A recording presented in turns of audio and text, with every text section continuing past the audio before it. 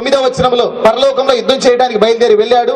అక్కడ నుంచి కూడా అతడు పడవేయబడ్డాడు, పరలోకము నుండి పడవేయబడ్డాడు. ఆ పద్మాసు ద్వీపములో ఉన్నప్పుడు దేవుడు యోహాను దర్శించి పరమునకు తీసుకొని వెళ్ళిపోయాడు. అక్కడ కొన్ని చూపించాడు, భూలోకానికి తీసుకొచ్చాడు, జరగబోయే విషయాలు చూపించాడు, యెరూషలేము పట్టణానికి తీసుకెళ్లాడు, దానికి కలగబోతున్న విషయాలు చూపించాడు.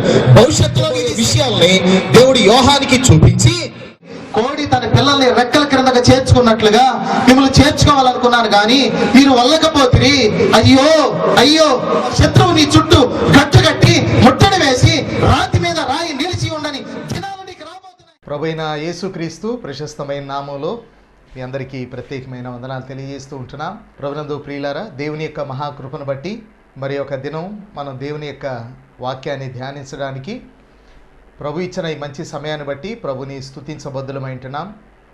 మన చుట్టూ ఉన్నటువంటి పరిస్థితులు గాఢాంధకారపు లోయల్లాంటి అనుభవాన్ని మనం కలిగి ఉంటున్నాం. అయితే దేవుడు మంచి కాపరిగా తన కృపాహస్తాల్లో మనల్ని భద్రపరిచి క్షేమంగా ఉంచి ఈ దినాన మనం సజీవులంగా దేవుని యొక్క వాక్యాన్ని వినడానికి, దేవుని సన్నిధిలో గడపడానికి దేవుడు మనకిచ్చిన ఈ ప్రశస్త సమయాన్ని బట్టి ప్రభుని మనము స్తుతించబద్దులమైంటున్నాం. ప్రియులారా, మనం ప్రకటన గ్రంథాన్ని ధ్యానం చేస్తూ ఉన్నాం. ఈరోజు కూడా మనం ప్రకటన గ్రంథం 14వ అధ్యాయంలో నుండి కొన్ని విషయాలు మనం ధ్యానం చేద్దాం. మన మూల వాక్యముగా ప్రకటన గ్రంథము 14వ అధ్యాయం 8వ వచనం. వేరొక దూత అనగా రెండవ దూత తన వెంబడి వచ్చి మోహోద్రేకముతో కూడిన తన వ్యభిచార మద్యమును సమస్త జనములకు త్రాగించిన ఈ మహాబబులోను కూలిపోయెను అని చెప్పెను. మనము ప్రకటన గ్రంథాన్ని 1వ అధ్యాయం నుండి వచనం వెంబడి వచనాన్ని ధ్యానం చేస్తూ ఉన్నాం. ప్రకటన గ్రంథమును దేవుడు మనకి ఇవ్వడం, మనం దాన్ని చదవడం, ధ్యానించడం, వినడం, దీని అంతట్లో ఉన్నటువంటి ముఖ్య ఉద్దేశం ఏంటంటే యేసు ప్రభు యొక్క రాకడ కొరకు మనం సంసిద్ధులుగా ఉండాలి అని.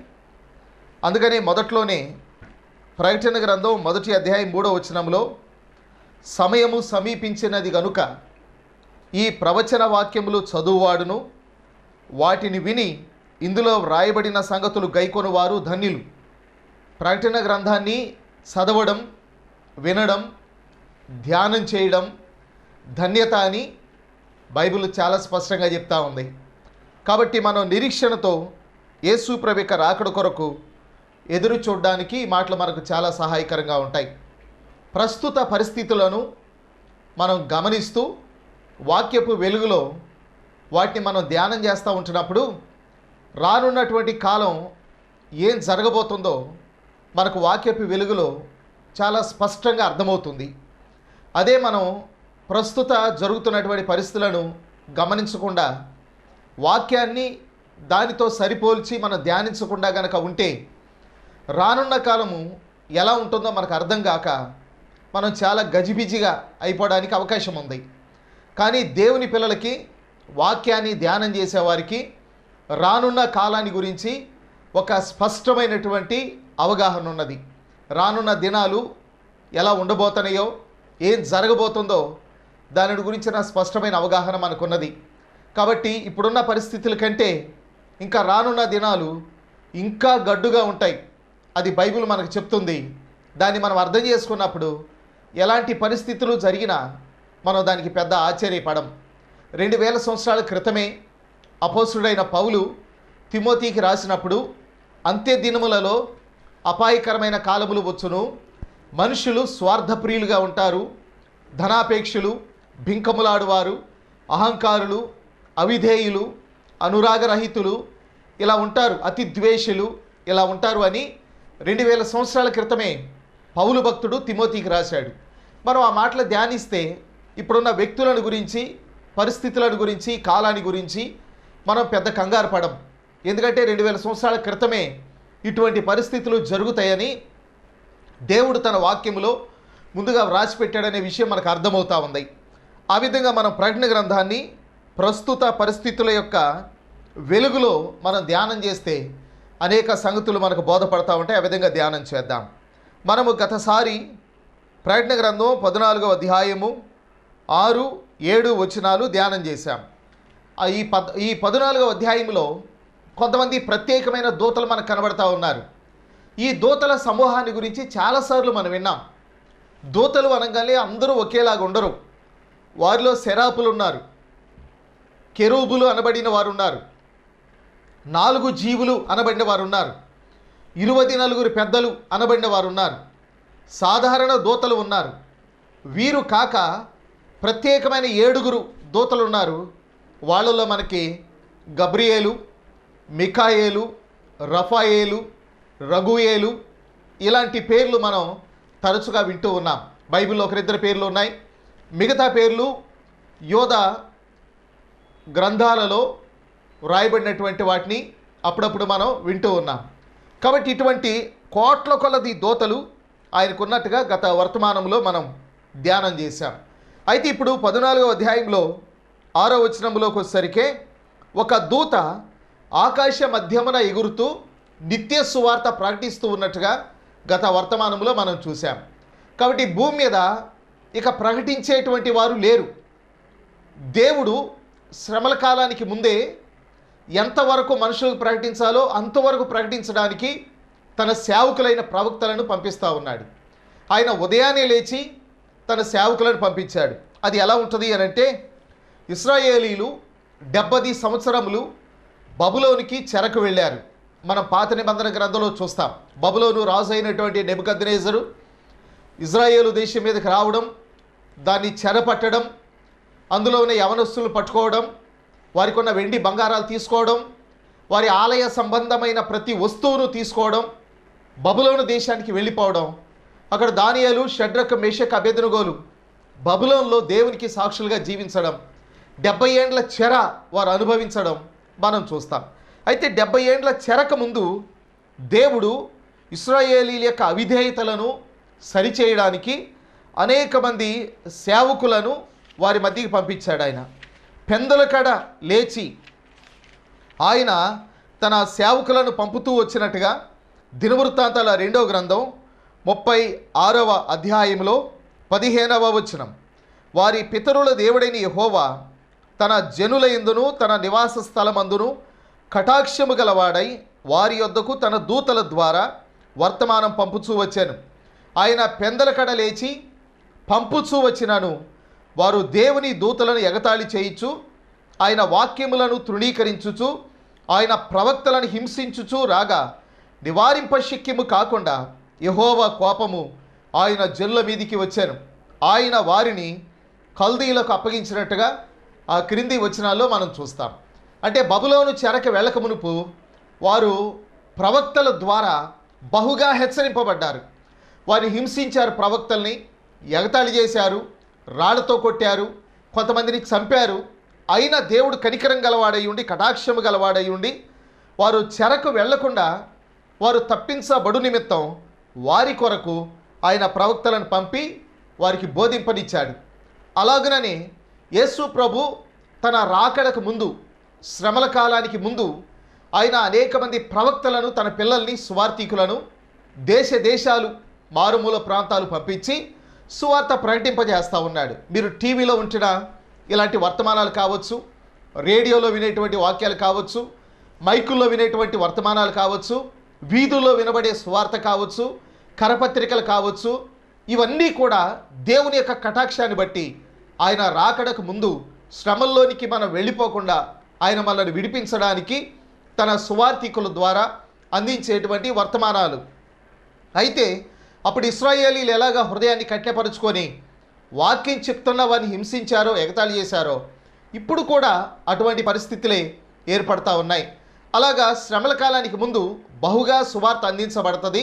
దాని తర్వాత ఒకసారిగా సంఘం ఎత్తబడిన తర్వాత భూమి మీద సువార్త ద్వారాలు మూయబడతాయి. అయితే దేవుడు ఇశ్రాయేలీల కొరకు ప్రత్యేకంగా 2 ప్రవక్తలను పంపిస్తాడు. వారు ఏలియాలాగా, మోషేలాగా వారు అద్భుతమైన కార్యాలు చేస్తూ ఇశ్రాయేలీలను దేవుని తట్టు త్రిప్పడానికి వారు వాక్యాన్ని బోధిస్తారు. అలాగా కొంతకాలం వారు వాక్యాన్ని బోధించాక 7 ఏండ్ల శ్రమల కాల మధ్యలో వారు చంపబడి తర్వాత మరలా తిరిగి లేచి ఆరోహణమై వారు పరలోకానికి వెళ్ళిపోతారు. అలా వెళ్ళిపోయిన తర్వాత మరలా దేవుడు తన కటాక్షాన్ని బట్టి భూమి మీద ఉన్న ప్రజలందరి కొరకు దూత ద్వారా వర్తమానాన్ని పంపిస్తాడు.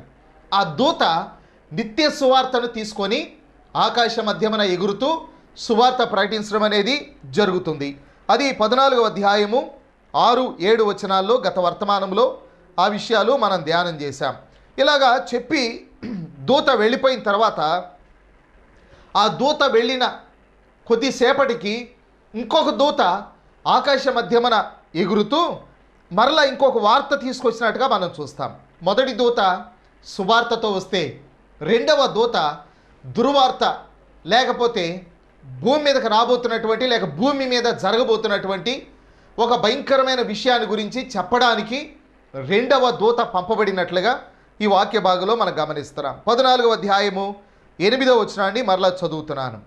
వేరొక దూత అనగా రెండవ దూత అతని వెంబడి వచ్చి మోహోద్రేహంతో కూడిన తన వ్యభిచార మద్యమును సమస్త జనములకు త్రాగించిన ఈ మహాబబులోను కూలిపోయెను అని రెండవ దూత వర్తమానం చెప్పడం అనేది ఈ వాక్య భాగంలో మనం గమనిస్తూ ఉంటున్నాం. మొదటి దూత నిత్య సువార్తతో వచ్చాడు. రెండవ దూత బబులోను కూలిపోతున్నటువంటి విషయాన్ని గురించి చెప్పడానికి వచ్చినట్లుగా దేవుని యొక్క వాక్యములో మనం గమనిస్తూ ఉంటున్నాం. కనుక బబులోను అనగానే మన యొక్క దృష్టి, మన ఆలోచన పాత నిబంధన వైపు వెళుతుంది. ఎందుకంటే పాత నిబంధనలో అనేక సార్లు బబులోను గురించి వ్రాయబడి ఉన్నది. బబులోను మహా సామ్రాజ్యం, నెబుకద్నెజరు, ఇంకా బబులోనులో జరిగినటువంటి సంఘటనలు, ఒక ఎత్తైనటువంటి బంగారు ప్రతిమను నిలవబెట్టడం, దానికి మ్రొక్కని వారిని అగ్నిగుండంలో వేస్తాననడం, షడ్రక మేషక్ అబేద్నెగోలు అగ్నిగుండంలోనికి వెళ్ళిన సజీవంగా తిరిగి రావడం, మరి సింహాల బోన్లో దానియేలు మరి ఒక రాత్రి అంతా గడిపి క్షేమంగా తిరిగి రావడం, ఇవన్నీ బబులోనులో జరిగినటువంటి మహత్తరమైనటువంటి విషయాలు.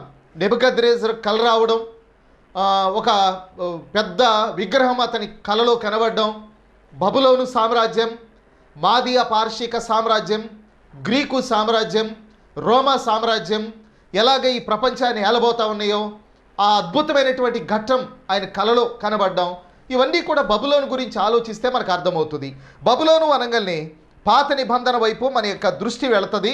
ఇప్పుడు మనం బబులోను గురించి కొన్ని విషయాలు మనం ధ్యానం చేద్దాం. బబులోను కూలిపోయాను అనేటువంటి వర్తమానం రెండవ దూత ఆకాశ మధ్యమున ఎగురుతూ ప్రకటించిన విషయాన్ని మనం గమనిస్తూ ఉంటే, మొట్టమొదటిగా బబులోను అనేటువంటి పేరు ఆదికాండంలో మనకు కనబడుతుంది. ఆదికాండము 10వ అధ్యాయంలో నిమ్రోదు అనే ఒక మహాబలాఢ్యుడు ఉన్నాడు. ఆ నిమ్రోదు జలప్రళయము తర్వాత ఆయన అప్పటి ప్రపంచాన్ని ఏకఛత్రాధిపత్యముతో ఏలినటువంటి వాడిగా ఆ నిమ్రోదు కనబడతాడు. ఈ నిమ్రోదు కూషుకు పుట్టినట్టుగా వాక్యంలో వ్రాయబడి ఉన్నది. పరాక్రమశాలి అయి ఉన్నట్టుగా వ్రాయబడి ఉన్నది. యెహోవా ఎదుట పరాక్రమము కలిగిన వేటగాడు అని ఆదికాండం 10వ అధ్యాయము మనం 8-9 వచనాల్లో మనం గమనిస్తాం. 10వ వచనంకి వచ్చేసరికి ఆదికాండం 10:10లో షీనారు దేశంలోని బాబేలు, ఏరేకు, అక్కదు, కల్నే అను పట్టణములు అతని రాజ్యమునకు మొదలు అని అన్నాడు. కాబట్టి ఇక్కడ బాబేలు అనేటువంటి పదాన్ని మనం చూస్తూ ఉన్నాం. బాబేలు, దీనికి ఎందుకు ఈ పేరు వచ్చింది, బాబేలు అనే పేరు ఎలా వచ్చింది అని అంటే, ఆ తర్వాత మనం 11వ అధ్యాయాన్ని కనుక చూస్తే నిమ్రోది ఆయన ఆధిపత్యములో అప్పటి ప్రజలు భూమి అంతా చెదిరిపోకుండా మరలా జలప్రళయం కనుక వస్తే వాళ్ళు జలప్రళయంలో కొట్టుకొని పోకుండా వారు ఎత్తైన ప్రాకారాన్ని కట్టుకొని ఒకే చోట వాళ్ళందరూ కలిసి నివసించాలి అనుకున్నారు. దాని కొరకు ఒక పట్టణాన్ని కట్టడమే కాదు, ఒక ఎత్తైనటువంటి గోపురాన్ని కట్టడానికి వారు పూనుకున్నారు. బైబిల్లో రాయబడి ఉన్నది 11వ అధ్యాయంలో వారు కట్టవలసినటువంటి ఆ గోపురాన్ని కట్టడం ఆరంభించారు. వారు కడుతున్నటువంటి పట్టణాన్ని, గోపురాన్ని చూడడానికి దేవుడు భూమి మీదకి దిగి వచ్చినట్లుగా 11వ అధ్యాయంలో రాయబడి ఉన్నది.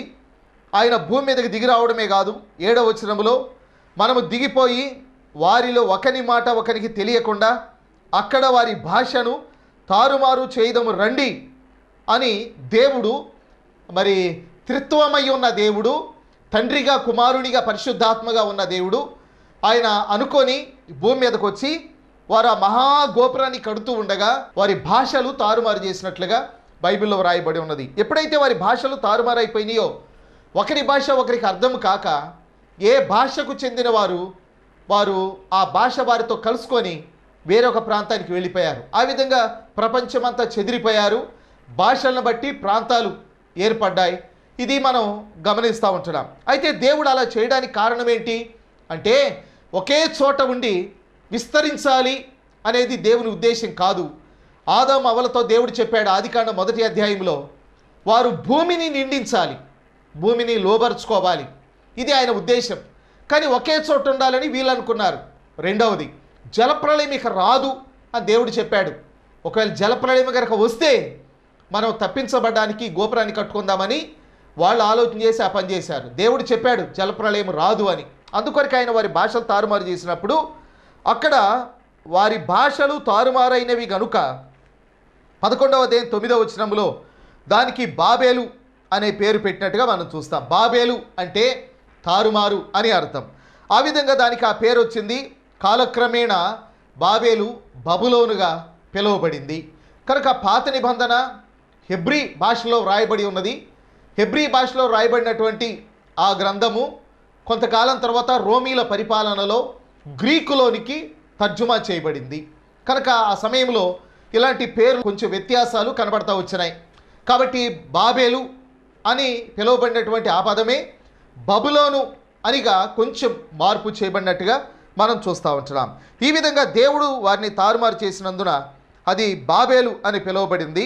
నిమ్రోదు తర్వాత బబులోను సామ్రాజ్యాన్ని ఉన్నత స్థితి తీసుకెళ్లిన వాడు నెబుకద్నెజరు. నిమ్రోదు తర్వాత బబులోనును బాబేలును ఉన్నత స్థానానికి తీసుకెళ్లిన వాడు నెబుకద్నెజరు. కనుక కల్దీల దేశముగా పిలువబడిన ఆ బాబేలు ప్రాంతము రాజకీయంగా, మతపరంగా పేరెన్నిక అన్నట్టుగా మనం చూస్తాం. రాజకీయంగా, మతపరంగా చాలా పేరు సంపాదించింది బబులోను. అంత మాత్రమే కాదు, విలాసానికి, నైతిక దుర్నీతికి కూడా అది పేరెన్నిక గన్నదిగా అది మరి కనబడతా ఉంది. ఆ విధంగా రాజకీయంగా, మతపరంగా, విలాసవంతంగా, నైతిక దుర్నీతితో నిండిందిగా అది ప్రసిద్ధి చెందింది. ఇవేవి వారికి తప్పనిపించలేదు. రాజకీయము, మతము ఇవి రెండు కలిసినాయి. దానితో పాటు విలాసవంతమైన జీవితం ఏర్పడింది. పాపం అనేది వారి దృష్టిలో పాపంగా అనిపించలేదు, అది సామాన్యమైపోయింది.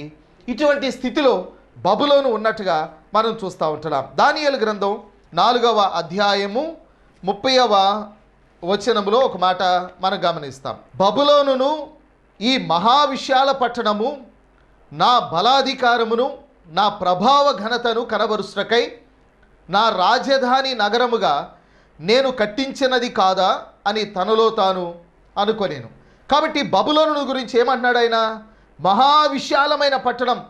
ఆ దినాల్లో అలాంటి గొప్ప పట్టణం ఇంకేదీ లేదు. అంత మాత్రమే కాదు, ఆయన రాజధాని నగరుగా దాన్ని కట్టించాడంట. ఆయన యొక్క బలాధికారాన్ని అది కనపరిచేదిగా ఉంది. నెబుకద్నెజరు యొక్క ప్రభావం ఏంటో ఆ పట్టణాన్ని చూస్తే అర్థమవుతుంది.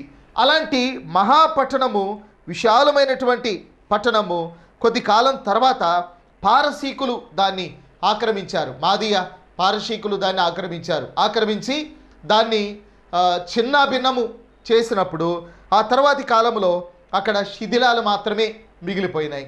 ఇశ్రాయేలీలు నెబుకద్నెజరు కాలంలో 70 ఏండ్లు బబులోను చెరలో ఉన్నారు. ఇశ్రాయేలీలు నెబుకద్నెజరును చూశారు, నెబుకద్నెజరు కుమారుణ్ణి చూశారు, బెల్షాజర్ని చూశారు, ఆ తర్వాత పారసీకుల ప్రభుత్వాన్ని కూడా వారు చూశారు. కాబట్టి 70 ఏండ్ల కాలంలో బబులోని యొక్క ఉన్నత స్థితిని చూశారు, బబులోని యొక్క దయనీయ స్థితిని కూడా చూశారు. బబులోని ఎంత విశాలమైన పట్టణంగా కట్టబడిందో వారు చూశారు కన్నులారా. పారసీకుల చేతిలో, మాదీయ పారసీకుల చేతిలో బబులోని ఎలాగా శిథిలమైపోయిందో దాన్ని కూడా కన్నులారా చూశారు. అప్పటి యూదులు ఇలా అనుకున్నారంట. వాళ్ళు ఏమనుకున్నారంటే, దేవుని రాజ్యాన్ని వ్యతిరేకించిన సంస్థలు కానీ, వ్యక్తులు కానీ, అధికారములు కానీ చివరకు శిథిలాలుగానే మిగిలిపోతాయి. అప్పటి యూదులు ఇలా అనుకున్నారు. నేను మరలా మాట మీకు జ్ఞాపకం చేస్తున్నాను. దేవుని రాజ్యాన్ని వ్యతిరేకించిన సంస్థలు కానీ, వ్యక్తులు కానీ, అధికారములు కానీ చివరకు శిథిలాలుగానే మిగిలిపోతాయి. ఏ దేశమన్నా కానీ, ఏ ప్రాంతమన్నా కానీ దేవుని యొక్క అధికారాన్ని, దేవుని రాజ్యాన్ని కనుక వ్యతిరేకిస్తే చివరికి మిగిలేది శిథిలాల గుట్ట మాత్రమే. అది బబులోను మనకి నేర్పుతా ఉంది. బైబిల్ గ్రంథంలో సామెతల గ్రంథం 21వ అధ్యాయము 30వ వచనం, యెహోవాకు విరోధమైన జ్ఞానమైనను వివేచన అయినను ఆలోచన అయినను నిలువదు అనేటువంటి మాటలు మనం చూస్తూ ఉంటున్నాం. ప్రియులారు, కొన్ని చోట్ల క్రైస్తవులను అణచాలి అనుకునేవారు ఈ రోజుల్లో పెరిగిపోతూ ఉంటున్నారు. వారు అనుకోవడం వరకే, దేవుడు అనుమతించాలి కదా.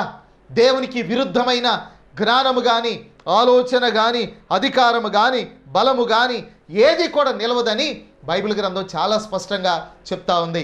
కాబట్టి ఒకప్పటి మొట్టమొదటి ప్రధానిగా ఉన్నటువంటి జవహర్లాల్ నెహ్రూ, మన భారతదేశానికి ప్రధానిగా ఉన్న జవహర్లాల్ నెహ్రూ క్రైస్తవులను గురించి ఆనాటి క్రైస్తవ వ్యతిరేకులతో ఏమన్నాడో తెలుసా? క్రైస్తవులు నిద్రపోతున్న సింహం లాంటి వారు, వారిని నిద్ర లేపవద్దు అని. కాబట్టి క్రైస్తవ్యానికి వ్యతిరేకంగా పనిచేసిన ఏ అధికారము కూడా నిలవలేదు, చివరికి శిథిలాల గుట్టగా మారవలసిందే. బబులోను సామ్రాజ్యం అలాగా శిథిలాల గుట్టగా మారిపోయింది. బైబిల్లో యోనా గ్రంథములో మనం గమనిస్తూ ఉంటున్నప్పుడు మొదటి అధ్యాయాన్ని కనుక మనం చూస్తే 3వ వచనాన్ని నేను చదువుతున్నాను. అయితే యెహోవా సన్నిధిలో నుండి తర్షీసు పట్టణమునకు పారిపోవాలనని యోనా యొప్పేకు పోయి తర్షీసుకు పో ఒక ఓడను చూచి ప్రయాణమునకు కేవు ఇచ్చి యెహోవా సన్నిధిలో నిలువక వాడవారితో కూడి తర్షీసునకు పోవుటకు వాడ ఎక్కాను. ఇది దేవునికి విరుద్ధమైనటువంటి ఆలోచన. 4వ వచనం, అయితే యెహోవా సముద్రం మీద పెద్ద గాలి పుట్టింపగా సముద్రమందు గొప్ప తుఫాను రేగి ఓడ బద్దలైపోవు గతి వచ్చాను. కనుక దేవునికి విరుద్ధమైన ఏ ఆలోచన నిలవదు అనడానికి ఇదొక ఉదాహరణ. కనుక దేవుని సన్నిధి నుండి పారిపోతే ఎక్కడికో వెళ్ళిపోవాలనుకున్నాడు.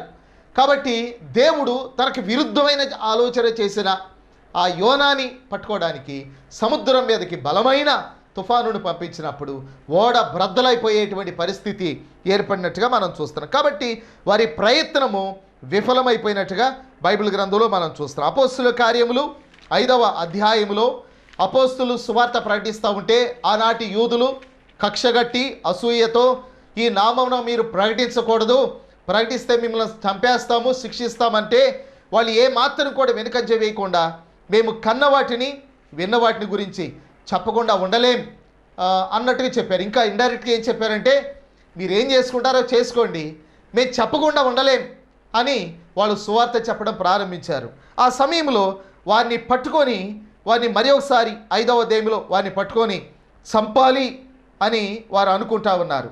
అనుకుంటూ ఉంటే ఈ సమయంలో అక్కడ ఒక పెద్ద మనిషి ఉన్నాడు. ఆయన ఇలా అన్నాడు, చూడండి అపోస్తుల కార్యములు 5వ అధ్యాయము 35వ వచనంలో, ఇశ్రాయేలీయులారా ఈ మనుషుల విషయము మీరేమి చేయబోతున్నారో జాగ్రత్త సుమండి అన్నాడు.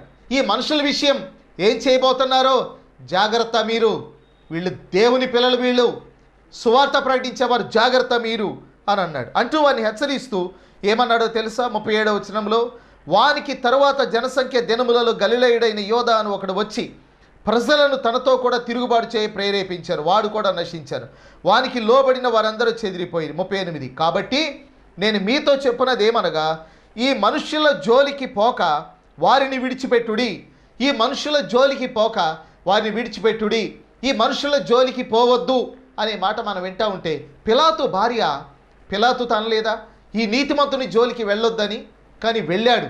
చివరికి తన జీవితం ఏమైపోయింది? చరిత్ర ఏం చెప్తుందంటే పిలాతు తన తుది దశలో, చివరి దశలో నెమ్మది లేక ఆత్మహత్య చేసుకొని చనిపోయాడని చరిత్ర చెప్తా ఉంది.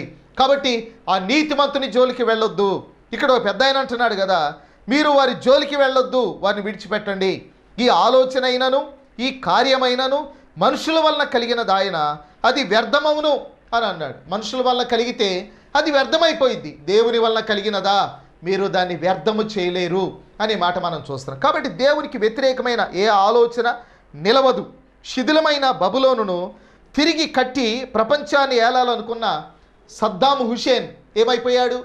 కనుక మా పితరుడైనటువంటి నిమ్రోదు, నా పితరుడైనటువంటి నెబుకద్నెజరు ఈ బబులోను పట్టణాన్ని కట్టారు, నేను మరలా తిరిగి కట్టి ప్రపంచాన్ని ఏలాలనుకున్న సద్దాం హుస్సేన్ పరిస్థితి ఏమైందో చరిత్రలో మనకు అర్థమవుతా ఉంది.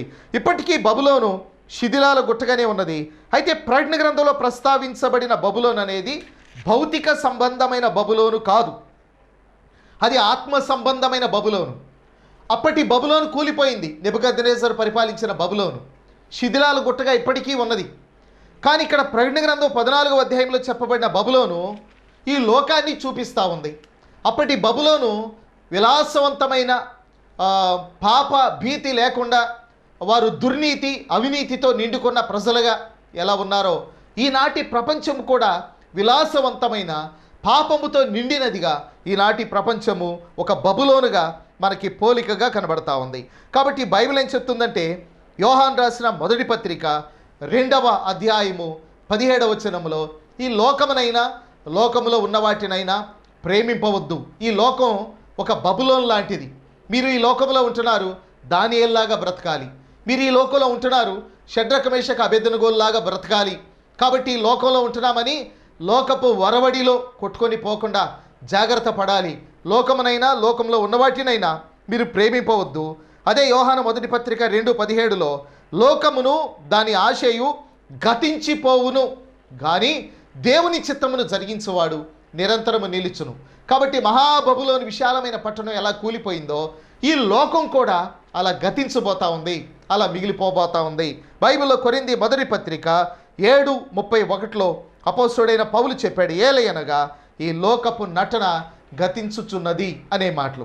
కాబట్టి ఆకాశ మధ్యమున ఎగురుతున్న రెండవ దూత ప్రకటన గ్రంథం 14వ అధ్యాయము 8వ వచనంలో మహాబబులోను కూలిపోయాను లోకము కూలిపోతున్నట్టుగా బైబిల్ గ్రంథంలో రాయబడి ఉన్నది. తన వ్యభిచార మధ్యము అనే మాటలు మనం గమనిస్తూ ఉంటే వ్యభిచారం అనేది ఆత్మ సంబంధమైన పదంగా ఇక్కడ మనం చూస్తూ ఉంటున్నాం. లోకముతో మిళితం కావడమే వ్యభిచారం. శరీరాశ, నేత్రాశ, జీవబుడంబం దేవుని దృష్టిలో వ్యభిచారంగా పోల్చబడ్డాయి. కాబట్టి ఈ లోకము దాని ఆశలు గతించబోతా ఉన్నాయి. ఒక దినం రాబోతా ఉంది, దాన్ని యెహోవా దినం అని పాత నిబంధనలు అన్నారు, ప్రభు దినం అని క్రొత్త నిబంధనలు అన్నారు. ఆ దినాన పంచభూతములు మిక్కుటమైన వేండ్రముతో లయమైపోయినప్పుడు ఆనాటి బబులోను శిథిలాలు గుట్టగా మిగిలిపోయింది. కానీ ఈ లోకం కనీసం శిథిలాలు కూడా మిగలకుండా లయమైపోయి ఒక దినం రాబోతుంది కనుక మనం దేవుని చిత్తాన్ని జరిగించి ఆయన రాజ్యానికి పాత్రులు కావాలి అని ప్రభునామలు ఈ మాటలు జ్ఞాపకం చేస్తూ నేను ముగిస్తూ ఉంటున్నాను. తల్లు వంచండి, ప్రార్థన చేద్దాం. ప్రేమగల తండ్రి, మాటలు విన్న బిడ్డలను ఆశీర్వదించండి. మేము లోకంలో బ్రతుకుతున్నాం, లోక సంబంధులుగా కాకుండా క్రీస్తు సంబంధులుగా మేము జీవించగలగడానికి కృపనివ్వండి. ఆనాడు బబులోను ఏ విధంగానైనా శిథిలాల గుట్టగా మిగిలిపోయి కోల్చబడిందో నాయన తండ్రి, లోకమంతా కూడా ఆ విధంగా మరి శిథిలమైపోయేటువంటి దినం ఒకటి రాబోతూ ఉంది.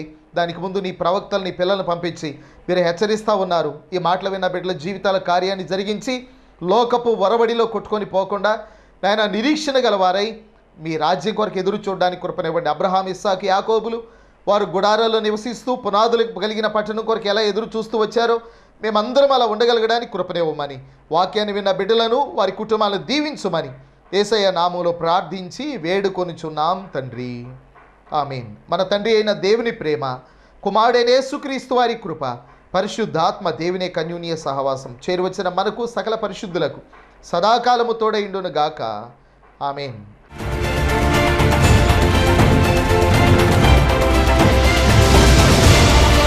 మా address pastor D.S. Ratnam, Bethel fellowship churches, Namburu. Cell number 9985240305.